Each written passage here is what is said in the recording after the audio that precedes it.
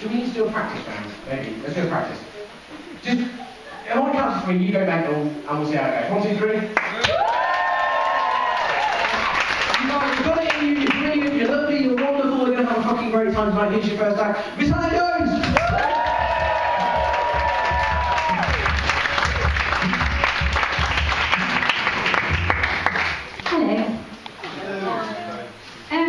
Alistair has described my comedy as lovely and whimsical, but I do not feel lovely and whimsical today.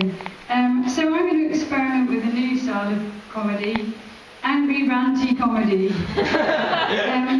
You know that kind where you see a comedian and you just think, oh wow, you should really be talking to a counsellor.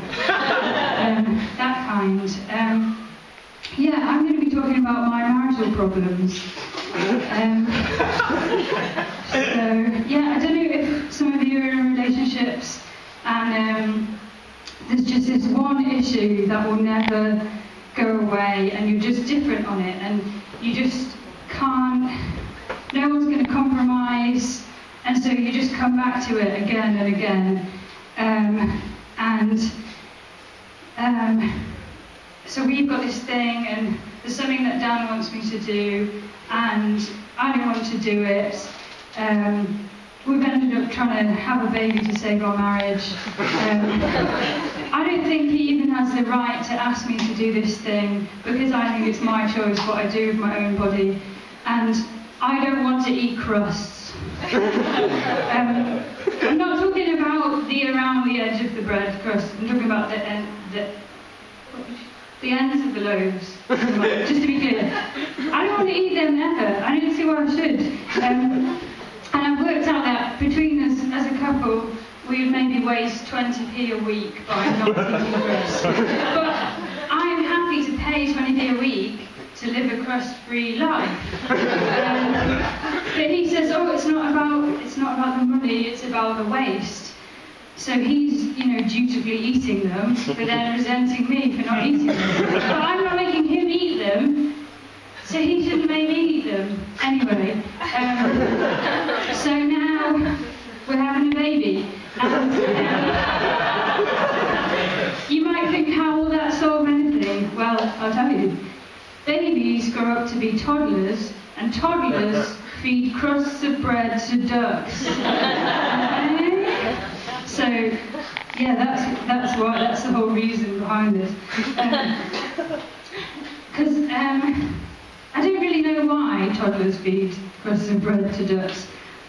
It's a bit odd, really, isn't it? Because you don't feed all animals. You don't think, oh, let's put out some food for the foxes and the rats. But no, the ducks, we must feed the ducks, it's very important. But this kind of burden for feeding the ducks, it's not kind of equally spread for all of society. For some reason, the burden mainly falls on toddlers. They're the ones that must feed the ducks. And also, I don't reckon ducks naturally want to eat bread. I think they probably want fish or something like that. And someone's just decided, oh no, probably someone with the same marital problems as me has decided, no, ducks need bread, that's what they need, crust of bread thrown to them by toddlers, that's what they really want. So yeah, I don't want to question it too much because this is going to save our marriage in a couple of years.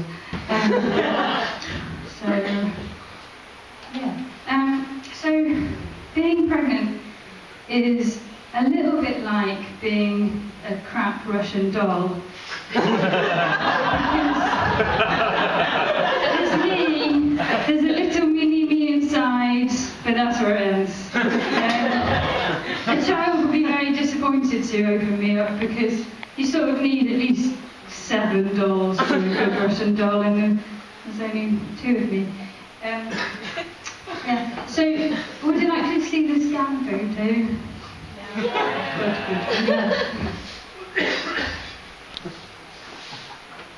So here it is, that little baby. I don't know if you're thinking what I'm thinking when I first saw this. What's this bit here? Like on its head, I was like, is it wearing a skull cap? I've got a bigger one. more here.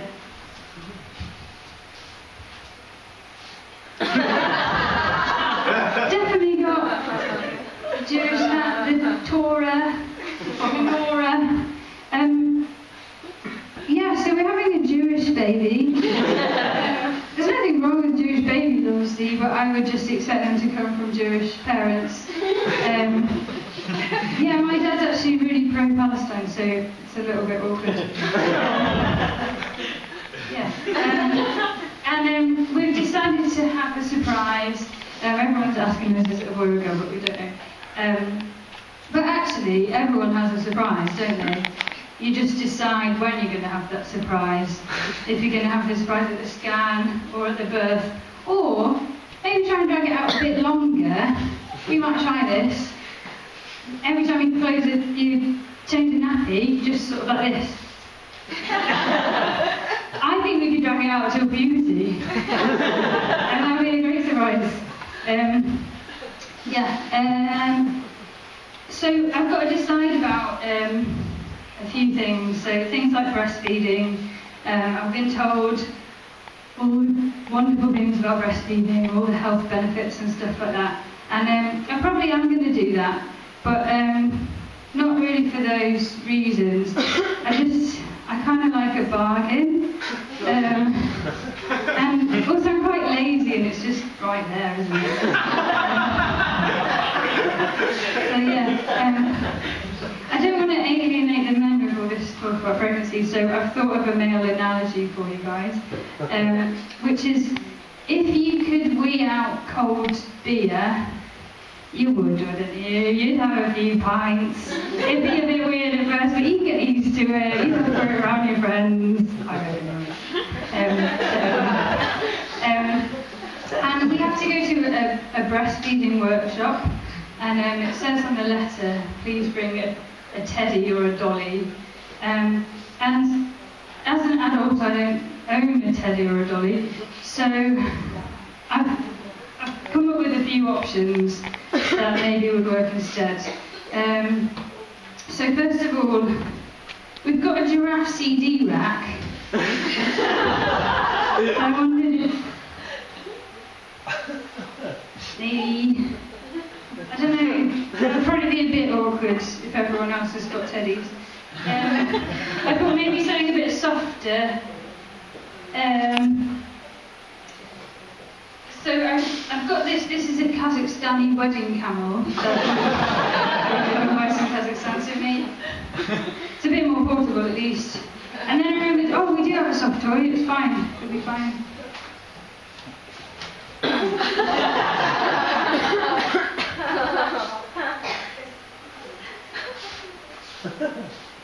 I mean, this is totally going to help me know everything I need to know about breastfeeding.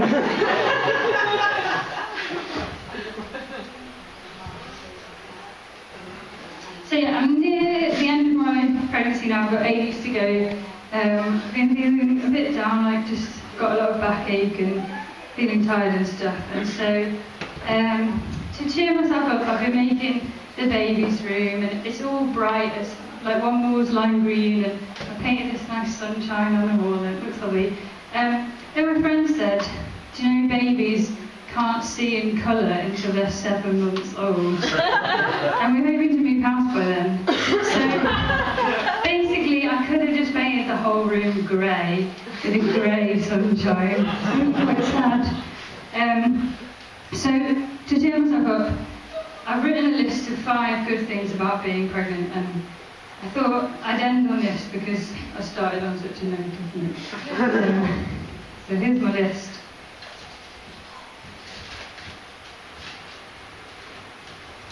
Number 1, you don't have to worry about accidentally getting pregnant.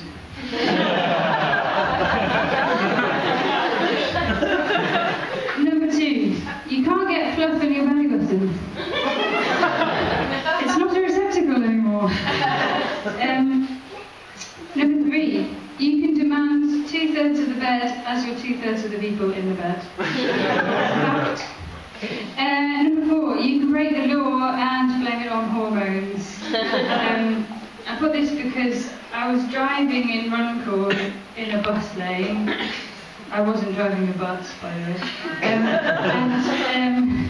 I got pulled over by the police, and the first thing that they said before I even said anything was, "Oh, did you get confused?"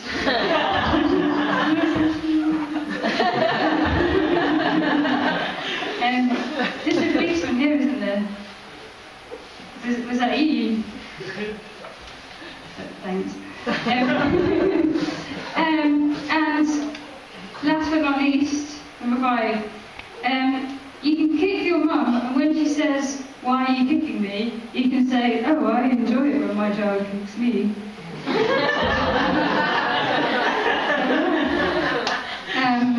Thanks. Next time I do comedy, I'll be sharing some hilarious childbirth stories.